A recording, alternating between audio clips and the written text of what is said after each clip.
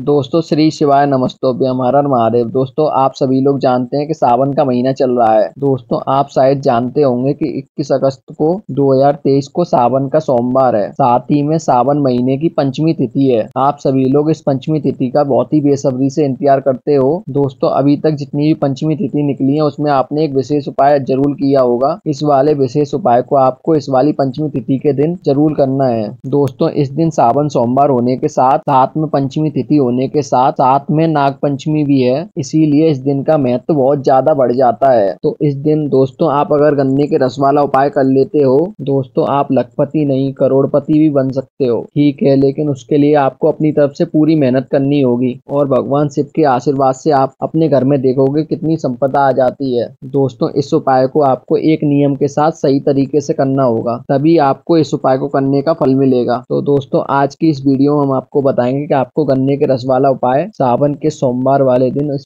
पंचमी तिथि पर कैसे करना है। और नाग पंचमी का दिन भी है, इसीलिए इस दिन का महत्व बहुत ज्यादा बढ़ जाता है। ठीक है, जिसके घर में धन संपदा की कमी हो उसको ऐसा लगता है उसके घर में पैसे की बिल्कुल आवक नहीं है और पैसों की बहुत कमी चलती है और धन की संपत्ति कम रहती है और पैसों की वजह से घर में लड़ाई होती रहती है, तो आपको यह निश्चित ही करना चाहिए। सबसे पहली चीज, ये उपाय किन लोगों को करना है ये आप लोग सुन लो। जो दोस्तों आपके घर का मुख्य व्यक्ति है, ज्यादातर विशेष करके माताएं बहनें ही होती हैं, तो माताएं बहनों में से कोई भी इस उपाय को कर सकता है और घर में सिर्फ एक व्यक्ति को यह उपाय करना है। और इस बात का ध्यान रखना। अब उपाय के बारे में बात करते हैं। उपाय में सबसे महत्वपूर्ण चीज क्या है और इस उपाय को कैसे किया जाना है। तो दोस्तों सबसे पहली चीज, इस उपाय की जो सबसे महत्वपूर्ण चीज है दोस्तों, जो सबसे मेन चीज है वो गन्ने का रस है, जो आपको इस समय मिलना बंद हो जाता है। जिस तरीके से गर्मियों में गन्ने का रस मिलता है उस तरीके से आपको गन्ने का रस इस समय आसानी से नहीं मिलता है। तो सबसे पहली चीज उसमें यही आती है कि गन्ने का रस आप लोग कैसे लेकर आओगे। तो ठीक है, इस उपाय में सबसे महत्वपूर्ण चीज ही गन्ने का रस है। सबसे पहले इस उपाय में आपको गन्ने का रस बिल्कुल ताजा उपयोग करना है। ऐसा नहीं एक रात्रि पहले जो है गन्ने का रस आप पहले से ही एक रात पहले से ही लेकर आ गए हो। आपको पूरी कोशिश करने के बाद भी ताजा गन्ने का रस ना मिले, लेकिन आपको यह कोशिश तो अवश्य करना है कि गन्ने का ताजा रस ही आप प्रयोग में लें। अब हम आपको यह बताते हैं आपको गन्ने का रस कैसे मिलेगा और वो आपको कैसे निकालना है। सबसे पहली चीज, आपको गन्ना कहीं ना कहीं जरूर मिल जाएगा। तो ठीक है, गन्ने का रस आपको कहीं निकलवाना भी नहीं है, क्योंकि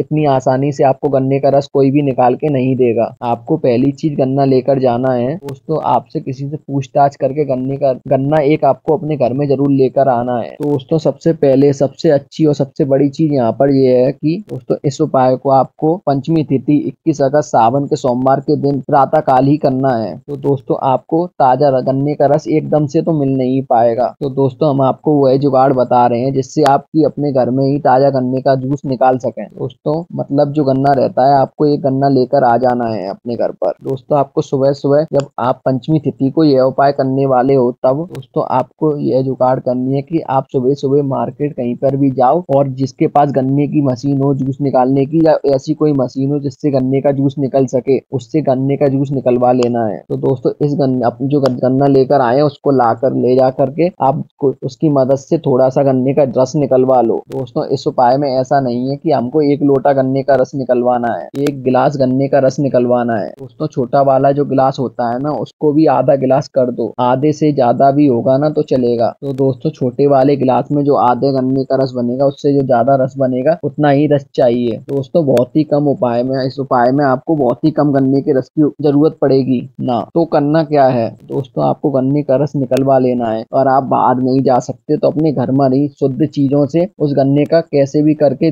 रस निकाल लो। सबसे अच्छी बात यह है कि ज्यादा मात्रा में गन्ने का रस नहीं चाहिए। दोस्तों आप किसी भी जुगाड़ से भी अपने घर में गन्ने का रस निकाल सकते हैं। कोशिश करना आप जरूर निकालोगे। ठीक है, तो करना क्या है दोस्तों, आपको गन्ने का रस लेकर आ जाना है और आपको किसी दुकान वाले से गन्ने का रस मिल रहा है तो आपको ये करने की जरूरत नहीं है। तो दोस्तों आप सीधे दुकान पर जाएं और गन्ने का रस निकलवा कर ले आए। तो आपको बहुत ज्यादा गन्ने का रस मिल जाए तो आप एक गिलास मात्रा में ला सकते हो, नहीं तो आप आधे से थोड़ा गिलास ज्यादा ला सकते हो। दोस्तों इस उपाय में आपको गन्ने के रस की आवश्यकता होगी। ठीक है, अब आपके गन्ने के रस की जुगाड़ हो गई, आपको गन्ने का रस लेकर आने की जुगाड़ हो गई। उसके बाद आपकी 21 अगस्त को पंचमी तिथि है और सावन का सोमवार भी है। तो आपको प्रातः काल सुबह सुबह क्या करना है, तो दोस्तों आपको सुबह 8 बजे के बाद से इस उपाय को कभी भी करेंगे तो दोस्तों 12 बजे से पहले आप इस उपाय को कभी भी कर लेना। तो दोस्तों इस गन्ने के उपाय को अब करना क्या है, उपाय में बहुत ध्यान से सुनो। तो इस उपाय को करने से पहले शुद्ध हो जाना, शुद्ध कपड़े पहन लेना,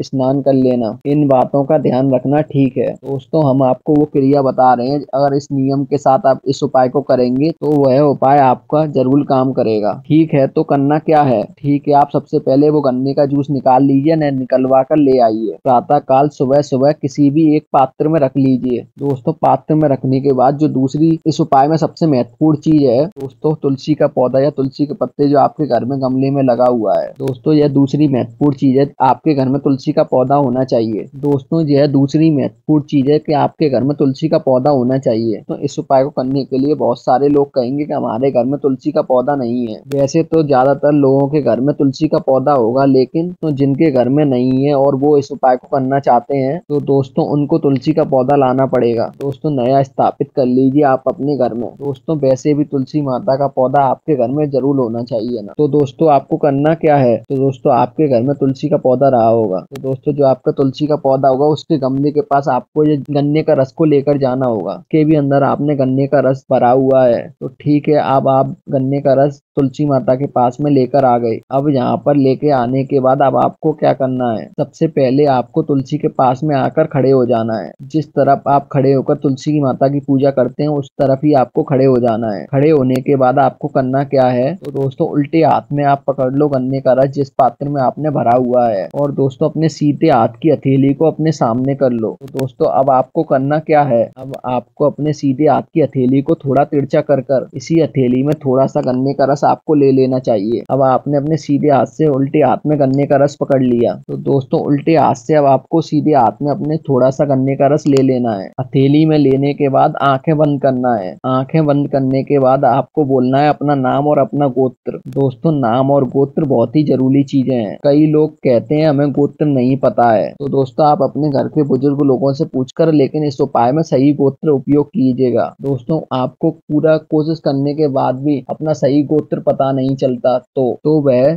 सिर्फ नाम से ही उपाय कर सकता है, लेकिन हम आपको ऐसा कहेंगे कि आपको अपना नाम और गोत्र सही तरीके से बोलना ही बोलना है। इस उपाय में जो आपने थोड़ा सा गन्ने का रस लिया, आंखें बंद करके आपने अपना नाम और अपना गोत्र बोल दिया। दोस्तों अपना नाम और गोत्र एक बार ही बोलना है, और नाम और गोत्र बोलने के बाद और दोस्तों जो गन्ने के रस को आपको तुलसी जी की क्यारी में समर्पित कर देना है या तुलसी में समर्पित कर देना है। कई सारे लोग सोचेंगे कि हमें ये गन्ने के रस को तुलसी के ऊपर छिड़कना है, नहीं नहीं, छिड़कना नहीं है। दोस्तों आपको गन्ने के रस को तुलसी की जो मिट्टी होती है उसमें समर्पित करना है, वो अपने आप ही तुलसी की जड़ में पहुंच जाएगा। दोस्तों तुलसी से बिल्कुल चुपकारा कर आपको गन्ने को रस को समर्पित नहीं करना है, इस बात का ध्यान रखिएगा, नहीं तो आपकी तुलसी माता आपसे नाराज हो जाएंगी। ना ही आपको ऊपर छिड़कना है और ना ही तुलसी की जड़ में आपको समर्पित करना है। जो तुलसी की मिट्टी होगी उसमें आपको समर्पित कर देना है, वो अपने आप तुलसी की जड़ में पहुंच जाएगा। दोस्तों ठीक है, अब आपका एक बार काम हो गया, तो अब आपको यह उपाय 7 बार करना होगा। कितनी बार करना है,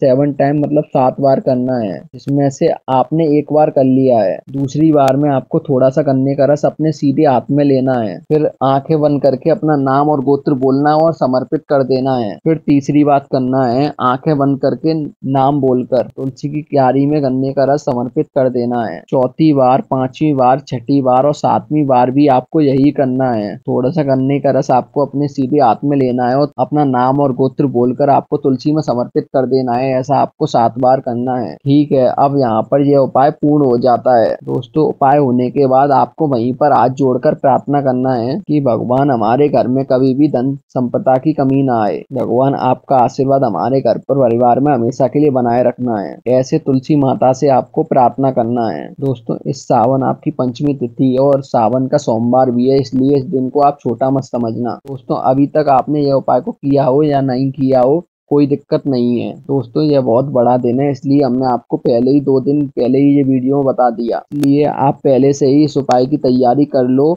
और जिस दिन ये दिन आ जाए उस दिन आप अच्छे विधि विधान से पूजा पाठ कर लो, इस उपाय को कर लो। दोस्तों ऐसे आपने 7 बार वहाँ पर बैठकर प्रार्थना कर लिया और ये उपाय कर लिया, यह वहाँ पर बैठकर यह उपाय पूर्ण हो जाता है। और आपने प्रार्थना कर ली, उसके बाद ये उपाय पूर्ण हो जाता है। और दोस्तों इस उपाय को सुबह सुबह ही करना है, दोपहर के जो 12 बजते हैं उससे पहले आपको यह उपाय करना है और ये उपाय आपको घर पर ही करना है। ऐसा नहीं आप दूसरे के घर में जाकर उसके घर में तुलसी माता की पूजा करें और उसके घर में आप धन संपदा बढ़ाएं और अपने घर से कम कर दें, ऐसा नहीं करना है आपको। दोस्तों अपने घर की ही तुलसी में ही आपको अब यह उपाय करना होगा। अगर आपके घर में तुलसी माता का पौधा नहीं है तो आप कहीं से भी इंतजाम कर लें, आपके पास 2 दिन है, आप तुलसी का पौधा लगा लें और अपने घर पर ही ये उपाय करें, जिससे कि आपके घर में धन संपदा की कभी कमी न है। भोला भंडारी आपके घर में हमेशा के लिए धन के लिए विराजमान हो रहे हैं और माता लक्ष्मी आपके घर में विराजमान हो जाए और आपके जीवन में कभी भी धन की संपत्ति नहीं कमी हो और लक्ष्मी नारायण की कृपा आपके ऊपर सदा के लिए बनी रहे, जिससे आपके जीवन में कभी भी पैसे की दिक्कत ना आए और आपका जीवन धन्य दान से बढ़ा रहे। अगर आप 1000 मांगे तो आपको 1 करोड़ मिले, ऐसी कृपा हो जाए आपके परिवार के ऊपर कि आपके परिवार में किसी भी चीज की कमी नहीं रहे। तो दोस्तों ऐसी महत्वपूर्ण जानकारी के लिए हमारे चैनल को सब्सक्राइब करो, वीडियो को लाइक करो, कमेंट में हर हर महादेव जरूर लिखें और जय माँ लक्ष्मी और लक्ष्मी नारायण जरूर लिखें।